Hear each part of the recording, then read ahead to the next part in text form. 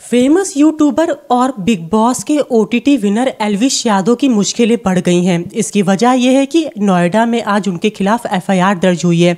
FIR दर्ज होने के पीछे वजह यह है कि उनकी रेव पार्टी में उनके ऊपर आरोप लगा है कि उनकी रेव पार्टी में प्रतिबंधित सांप जैसे कोबरा, अजगर समेत कई वैरायटी के सांपों का जो पॉइजन होता है उसको नशे के तौर पर सर्व किया जा रहा था, यानी लोगों को दिया जा रहा था। और ऐसा एक पार्टी में नहीं बल्कि तमाम पार्टीज में उनकी हो चुका है। मौके से ही पुलिस ने कई सांपों को भी बरामद किया और पकड़ा है।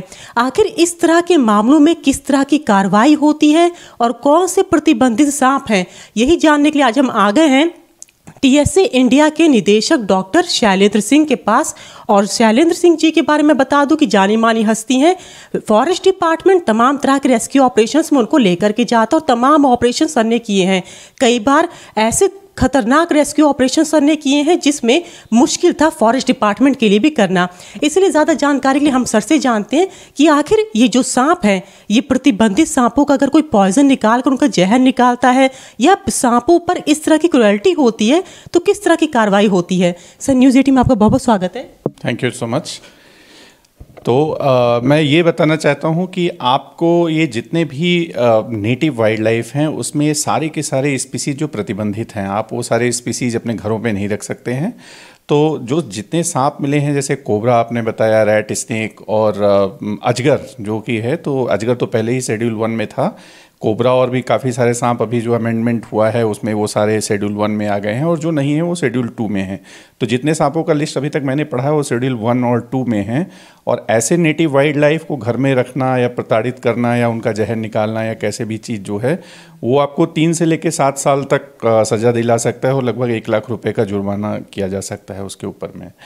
जहाँ तक रही सांपों से जहर निकालने की बात और उसको यूज करने की बात नशे में, तो ये काफ़ी हद तक सही है और कई सारे जगह पे ऐसा देखा गया है कि इसको जो है ओपियम के अल्टरनेट के रूप में यूज किया जाता है। और लेकिन इसके लिए क्या होता है कि धीरे धीरे आपको अपने बॉडी में एंटीबॉडीज़ डेवलप करने पड़ते हैं, जो कि सारे जो नशे वाले लोग हैं वो ऐसा करते हैं। धीरे धीरे उसके मतलब थोड़ा थोड़ा जहर जो है बॉडी में इंजेक्ट करते हैं जिससे वो एंटीबॉडीज़ बनते हैं और बाद में उसको एज ए हेलुसिनेशनिक सब्सटेंस के रूप में उसको यूज किया जाता है उसके बॉडी में। सर, लेकिन ये घातक होगा बॉडी के लिए भी, ह्यूमन बीइंग के लिए भी? एकदम ये घातक हो सकता है। और ये लेकिन जो लोग ज़्यादा नशा करते हैं वो इसको यूज़ करते हैं। और पहले देखिए, पहले उनको यूज किया जाता है कि ऐसे सांपों को जो कि सेमी पॉइजनस होते हैं या सेमी वेनेमस होते हैं, जो कम जिनका जहर चढ़ता है, जैसे मान लीजिए आपका और उसके बाद में जो ज़्यादा घातक या विषैले सर्प होते हैं उनको यूज किया जाता है। धीरे धीरे थोड़ी मात्रा में जहर को बॉडी में रखने से वो एंटीबॉडीज़ उससे डेवलप होते हैं। एंटीबॉडीज़ डेवलप होने के बाद में फिर उनको वो करता है। तीसरा एक ये चीज़ है कि ऐसी जगह पे उनको कटाते हैं, जैसे मान लीजिए उंगली में कटाया है, फिर बाद में उनको ईयर लोब्स पे कटाते हैं, लिप्स पे कटाते हैं या टंग्स पे कटाते हैं। तो ऐसी जगहों पे कटाने से फिर धीरे धीरे उनका वो कम होने लगता है और वो नशे के रूप में, मतलब जहर कम और नशे के रूप में होता है। अगर उनको डायरेक्ट खा लिया जाए तो वो एक प्रोटीन होता है और प्रोटीन जो है डाइजेस्ट भी हो सकता है, इसलिए उसका ब्लड स्ट्रीम में जाना बहुत ही इंपॉर्टेंट होता है नशे के लिए।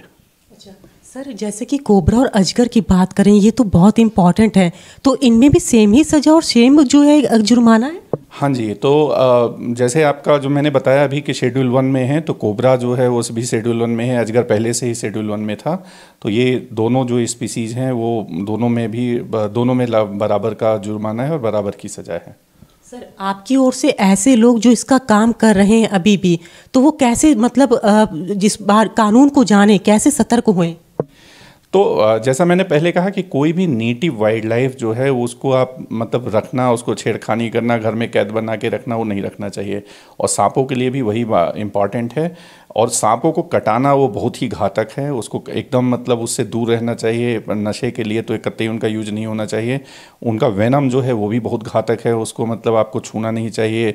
जो लोग उनको छूते हैं वो एकदम मतलब मास्क पहन के ऐसे ही तमाम सारे सेफ्टी इक्विपमेंट्स के साथ उनको छूते हैं, तो उनको एकदम नहीं छूना चाहिए। और एकदम आप मतलब सांपों को देखें तो आप लोकल फॉरेस्ट डिपार्टमेंट या लोकल अथॉरिटीज़ को आप इन्फॉर्म करें, जिससे कि वहाँ से लेके जाएं, उनको मारे ना, उनके साथ इंटरेक्ट ना करें। और अगर कोई ऐसा कर रहा है तो आप उसको तुरंत रिपोर्ट करें जो नियरेस्ट फॉरेस्ट डिपार्टमेंट है।